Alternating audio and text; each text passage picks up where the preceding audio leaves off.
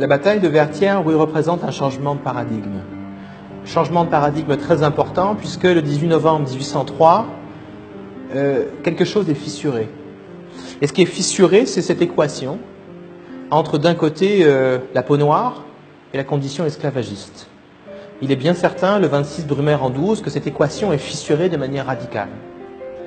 Je crois qu'à Vertières, quelque chose tremble.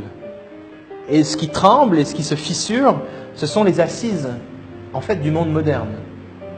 Et les assises du monde moderne, je reviens à ce que je disais tout à l'heure, c'est la rencontre du capitalisme, de la race et de l'esclavage. À Vertières, cette union du capitalisme, de la race et de l'esclavage s'effondre.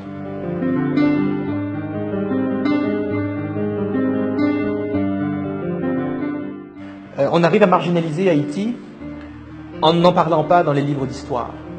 On arrive à marginaliser les grands moments héroïques de l'histoire d'Haïti en expliquant dans les livres au XIXe siècle que tout cela est trop douloureux.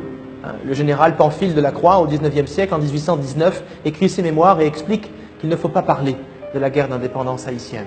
On arrive à marginaliser Haïti en expliquant qu'Haïti est un pays de barbares, un pays monstrueux.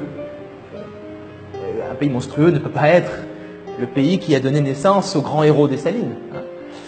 Pour parler de Dessalines, il faudrait parler d'Haïti comme un pays de victoire, comme un pays héroïque. Or, la France, pour toutes sortes de raisons, conscientes ou inconscientes, a préféré faire d'Haïti un pays à aider, un pays problématique. Alors qu'en fait, au XIXe siècle, Haïti est un pays stable, un pays puissant, un pays beaucoup plus stable que les États-Unis, frappé par une guerre civile, beaucoup plus stable que la France, frappé par diverses révolutions. Haïti n'est pas le pays que l'on pense.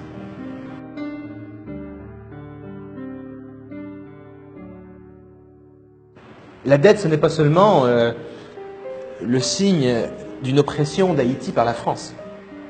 La dette, c'est aussi la trahison de l'élite haïtienne.